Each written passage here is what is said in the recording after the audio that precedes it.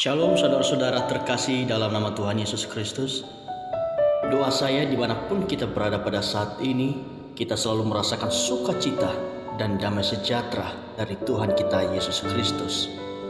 Saudara yang terkasih, pernahkah Anda difitnah, dikecewakan, ataupun disakiti oleh orang lain? Jikalau iya, maka apa yang Anda rasakan dan kemudian apa yang Anda lakukan?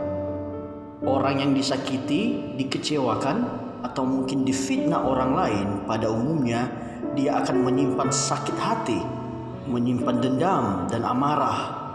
Tetapi sadarkah saudara, ketika kita menyimpan amarah, menyimpan kepahitan, menyimpan dendam bagi orang lain, sebenarnya yang sakit adalah kita sendiri dan bukan orang lain.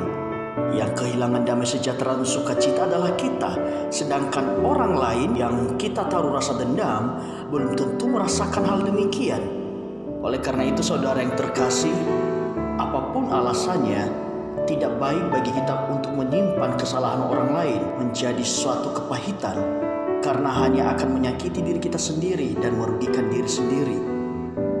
Pilihan satu-satunya adalah kita mengampuni setiap orang yang bersalah kepada kita, setiap orang yang pernah menyakiti kita, setiap orang yang pernah mengecewakan kita, atau siapapun yang mungkin pernah berbuat salah kepada kita.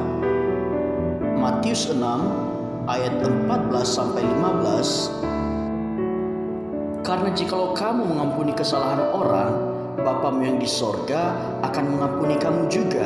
Tetapi jikalau kamu tidak mengampuni orang, Bapamu juga tidak akan mengampuni kesalahanmu.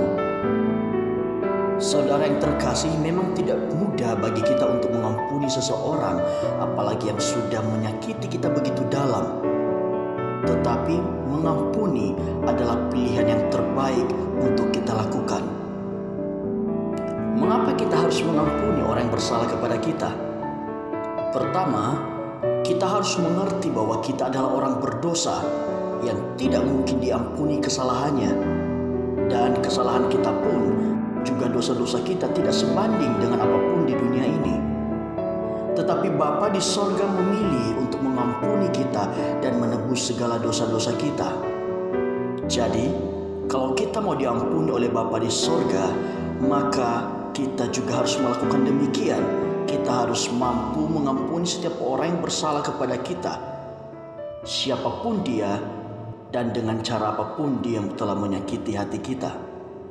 Tuhan tidak pernah memperhitungkan kesalahan kita, maka kita juga harus berbuat demikian. Kita jangan pernah hitung-hitungan dengan masalah orang lain, kesalahan orang lain terhadap diri kita. Kita harus rela mengampuni seperti Bapa di sorga telah mengampuni kita. Yang kedua, ketika kita mampu mengampuni, maka kita akan merasakan damai sejahtera dan sukacita yang memenuhi hati kita, karena kita tidak menyimpan kepahitan dan tidak menyimpan dendam.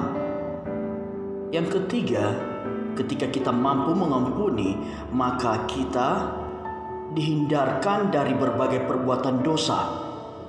Karena sadarkah saudara, ketika kita menyimpan dendam kepada orang lain, maka kita akan cenderung berbuat dosa, baik di dalam tindakan maupun di dalam pikiran dan hati kita. Yang keempat, ketika kita mengampuni, maka kita bisa terbebas dari sakit penyakit. Dalam firman Tuhan dikatakan, hati gembira adalah obat yang manjur. Kita percaya ketika kita merasakan damai sejahtera dan sukacita, maka tubuh kita akan disembuhkan, dipulihkan dari berbagai penyakit. Tetapi sebaliknya, ketika kita menyimpan dendam, ada banyak penyakit yang akan menghampiri kita, baik penyakit jasmani maupun penyakit rohani. Saudara-saudara yang terkasih dalam nama Tuhan Yesus, mari kita mengampuni setiap orang yang bersalah kepada kita, karena itu adalah kehendak Bapa, supaya dosa-dosa kita pun diampuni oleh Bapa di sorga.